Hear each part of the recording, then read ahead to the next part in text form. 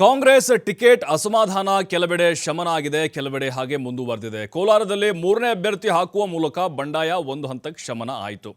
But ಒಳಗೆ ಇರಬಹುದು ಮುನಿಯಪ್ಪನವರ ಒಂದು ಮುನಿಸು. ಬಟ್ ಅದು ಯಾವಾಗ ಬಹಿರಂಗ ಆಗುತ್ತೋ ಗೊತ್ತಿಲ್ಲ. ಅದು ರಿಸಲ್ಟ್ ಮೇಲೆ ಪರಿಣಾಮ ಬೀರಬಹುದು ಅಂತ ಅನಿಸುತ್ತೆ. ಓವರಾಲ್ ಕಾಂಗ್ರೆಸ್ನದು ಟಿಕೆಟ್ ವಿಚಾರಕ್ಕೆ ಸಂಬಂಧಪಟ್ಟಂತೆ ಈಗ ಬಂಡಾಯ ಬಹುತೇಕವಾಗಿ ಶಮನ ಆಗಿದೆ. ಮಾಜಿ ಸ್ಪೀಕರ್ ರಮೇಶ್ ಕುಮಾರ್ ಬಣ ಸೈಲೆಂಟ್ ಆಯಿತು. ಇತ್ತ ಸಚಿವ KH ಮುನಿಯಪ್ಪ ಅಸಮಾಧಾನವೂ ಕೂಡ ಶಮನ ಆಗಿದೆ. ಒಳಗೆ ಬೇಸರ ಇದ್ದರೂ ಕೂಡ ಮೇಲ್ನೋಟಕ್ಕೆ ಮುನಿಯಪ್ಪ ಮುನಿಸ್ ಕಾಣ್ತಾ ಇಲ್ಲ.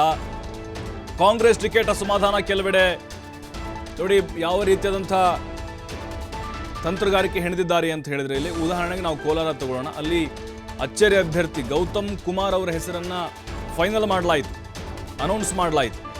ಗೌತಮ್ ಕುಮಾರ್ ಆ ಬಣದಲ್ಲೂ ಇಲ್ಲ, ಈ ಬಣದಲ್ಲೂ ಇಲ್ಲ. ಬಟ್ ಇಲ್ಲಿ ಮುನಿಯಪ್ಪ ಕುಟುಂಬಕ್ಕೆ ಟಿಕೆಟ್ ತಪ್ಪಿಸುವಲ್ಲಿ Ramesh Kumar and team success ಆಯಿತು ಅನ್ನೋದು ಬಹಳ ಸ್ಪಷ್ಟ. ಮುನಿಯಪ್ಪನವರು ಬೇಸರಗೊಂಡಿದ್ದಾರೆ ರಾಜ್ಯ ಕಾಂಗ್ರೆಸ್ ನಾಯಕರ ಮೇಲೆ. ಹೈಕಮಾಂಡಿಗೆ ನನ್ನ ಅಳಿಯನಿಗೆ ಕೊಡುವ ಒಲವಿತ್ತು, ಇವರಿಗೆ ಸರಿಪಡಿಸೋಕ್ಕಾಗಲಿಲ್ಲ, ಜಗಳ ಬಗೆಹರಿಸೋಕ್ಕಾಗಲಿಲ್ಲ ಇವ್ರಿಗೆ. ನೋಡೋಣ ಅದೇನಾಗುತ್ತೋ ಆಗಲಿ, ಫಲಿತಾಂಶ ಬಂದ ಮೇಲೆ ಆಮೇಲೆ ನನ್ನ ಜವಾಬ್ದಾರಿ, ನನ್ನ ಹೊಣೆಗಾರನ ಮಾಡಿದರೆ ನಾನು ಕೇಳಲ್ಲ. ಅಂದರೆ ಒಳಗೆ ಕೊತ ಕುದೀತಾ ಇದೆ ಮುನಿಯಪ್ಪನವರ ಬಂಡಾಯ. ಯಾಕಂತ ಹೇಳಿದ್ರೆ ಅವರ ಹೇಳಿಕೆ ಮೇಲೇ ಗೊತ್ತಾಗ್ಬಿಡುತ್ತೆ. ಆದರೆ ಅದನ್ನು ಬಹಿರಂಗವಾಗಿ ಮುನಿಯಪ್ಪನವರು ತೋರಿಸಿಕೊಳ್ತಾ ಇಲ್ಲ. ಹೈಕಮಾಂಡ್ಗೂ ಕೂಡ ಇದು ಕಗ್ಗಂಟಾಗಿತ್ತು. ಯಾಕೆಂದರೆ ಅಲ್ಲಿ ರಮೇಶ್ ಕುಮಾರ್ ಬಣಕ್ಕೆ ಏನಾದರೂ ಟಿಕೆಟ್ ಕೊಟ್ಟಿದ್ರೆ ಮುನಿಯಪ್ಪನವರು ಅಲ್ಲಿ ಪ್ರಚಾರಕ್ಕೆ ಹೋಗ್ತಿರ್ಲಿಲ್ಲ. ಆ ಅಭ್ಯರ್ಥಿ ವಿರುದ್ಧ ಕೆಲಸ ಮಾಡ್ತಾಯಿದ್ರು, ಕಾರ್ಯಕರ್ತರಿಗೆ ಕರೆ ಕೊಡ್ತಿದ್ರು. ಹಾಗಾಗಿ ಅಭ್ಯರ್ಥಿ ಮೇಲೆ ಅದು ಪರಿಣಾಮ ಬೀರ್ತಿತ್ತು ಚುನಾವಣೆಯಲ್ಲಿ.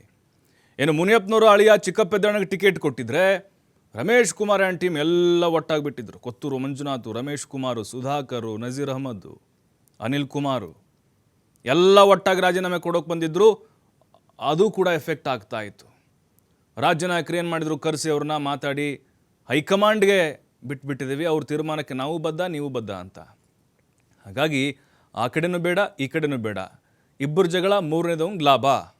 ಅಲ್ಲಿ ಗೌತಮ್ ಕುಮಾರ್ಗೆ ಟಿಕೆಟನ್ನು ಕೊಡಲಾಯಿತು. ಅವರು ಕೂಡ ಎಡಗೈ ಸಮುದಾಯಕ್ಕೆ ಸೇರಿದಂಥವರು. ಹಾಗಾಗಿಯೇ ಈಗ ಅವ್ರ ಪರವಾಗಿ ಎರಡೂ ಬಣದವರು ಕೆಲಸ ಮಾಡ್ತಾರೆ ಅನ್ನುವಂತಹ ವಿಶ್ವಾಸ ರಾಜ್ಯ ನಾಯಕರಿಗಿದೆ. ಮುನಿಯಪ್ಪನವ್ರಿಗೆ ಸಹಜವಾಗಿ ಮುಜುಗರ ಆಗಿರುತ್ತೆ. 7 ಬಾರಿ ಗೆದ್ದಂಥವ್ರು, ನಮ್ಮ ಅಳಿಯನಿಗೆ ಅಥವಾ ನಮ್ಮ ಕುಟುಂಬಸ್ಥರಿಗೆ ಒಂದು ಟಿಕೆಟ್ ತೆಗೆದುಕೊಳ್ಳೋಕ್ಕಾಗಲಿಲ್ಲ ನನಗೆ ಅಂಥೇಳಿ ಸಹಜವಾಗಿ ಅವ್ರಿಗೆ ಒಳಗೆ ಆ ಅಸಮಾಧಾನ ಇನ್ನೂ ಜೀವಂತವಾಗಿರ್ಬೋದು. ಅದು ಚುನಾವಣೆ ನಂತರ ಗೊತ್ತಾಗಬಹುದು. ಅವ್ರು ಪ್ರಚಾರಕ್ಕೆ ಹೋಗ್ಬೋದು, ಹೋಗ್ದೇ ಇರ್ಬೋದು, ಅಥವಾ ಅವರ ಕಾರ್ಯಕರ್ತರಿಗೆ ಯಾವ ಕರೆಯನ್ನು ಕೊಡ್ತಾರೋ ಗೊತ್ತಿಲ್ಲ. ಬಟ್ ಈಗ ರಮೇಶ್ ಕುಮಾರ್ ಬಣ ಅಂತರೂ ಸೈಲೆಂಟ್ ಆಯಿತು, ಟಿಕೆಟ್ ತಪ್ಪಿಸುವಲ್ಲಿ ಸಕ್ಸಸ್ ಆಯಿತು.